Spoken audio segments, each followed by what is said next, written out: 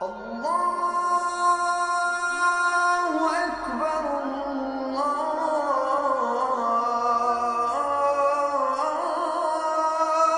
أكبر. أعوذ بالله السميع العليم من الشيطان الرجيم. بسم الله الرحمن الرحيم.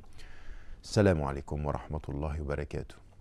Parmi les résistances auxquelles nous devons être engagés, et en particulier à notre époque où on parle tous les jours de violence et de terreur, eh bien, il y a cette résistance à la violence. L'islam est un appel à la paix. C'est l'un des noms de Dieu, c'est l'un des noms du paradis, c'est l'un des noms que nous employons tous les jours. C'est d'ailleurs même l'un des noms qui est lié à la notion même d'islam, parce qu'il y a dans l'islam la notion de salama et de salam, de paix. Mais la paix, elle a des conditions, elle a les conditions de la dignité, elle a les conditions de la justice, elle a les conditions de la liberté, elle a les conditions de l'égalité. Tout ceci, c'est ce que nous devons suivre.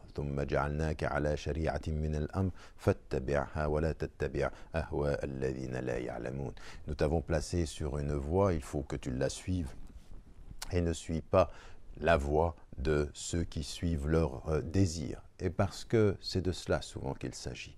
Quand il n'y a pas de conscience, quand il n'y a pas de principe, il peut y avoir des désirs, il peut y avoir des instincts, il peut y avoir des intérêts, et ça peut produire de la violence. Cette violence-là, celle qui est la violence de l'oppression, celle qui est la violence, par exemple, de tuer des innocents ou de tuer des êtres, des femmes, des hommes, des religieux, eh bien, rien, jamais en islam ne peut le permettre. Et de ce point de vue-là, dans l'éthique de la guerre, même qui avait été stipulée par le prophète et repris par Abu Bakr as-Siddiq, il y a l'éthique de la guerre. Quand on est dans une situation où on a la légitime défense, on fait attention à ne s'en prendre qu'à ceux qui nous oppriment.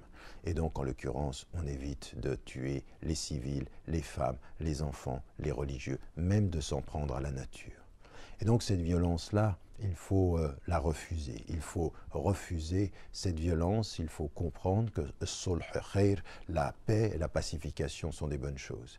Maintenant, il y a des oppresseurs sur la terre. Il y a sur la terre des dictateurs. Il y a des gens qui exploitent et il y a des colonisateurs. Ce qui est demandé à la musulmane et aux musulmans, ce qui est demandé à tout être humain d'ailleurs, c'est de résister à l'oppression. Et donc la violence de l'oppresseur n'est pas de même nature que la violence obligée de celui qui se défend. Celui qui est dans la violence tue et opprime et colonise, et celui qui résiste, il met en avant sa dignité d'être humain. Et à ceux aujourd'hui qui veulent nous dire que c'est la même violence, c'est-à-dire que toutes les violences sont à condamner, non. On ne peut pas dire ceci de cette façon-là. La violence de l'oppresseur, la violence du colonisateur est à condamner. La violence légitime de la légitime défense de celui qui résiste parce qu'il protège sa terre, parce qu'il protège sa vie, eh bien, elle est une autre nature. Ce contre quoi nous devons être clairs comme musulmans et résister, c'est la violence réelle qui est faite aux êtres humains, quand on les tue physiquement, quand on les opprime, quand on les colonise, la violence symbolique qui est celle du traitement indigne des êtres humains, de considérer qu'il y a une dignité dans les morts qui soit plus importante pour les riches que pour les pauvres. Tout ça, c'est des violences réelles, symboliques, et même des violences culturelles, en l'occurrence, dans l'imposition auxquelles il faut résister.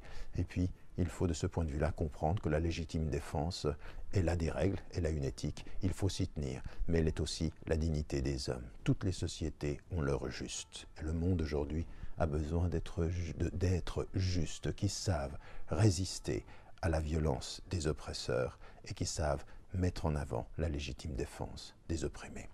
Que nous soyons de ceux-là, Inch'Allah. N'oubliez pas de dire à ceux que vous aimez que vous les aimez. La vie est fragile. Wassalamu alaikum wa rahmatullahi wa barakatuh.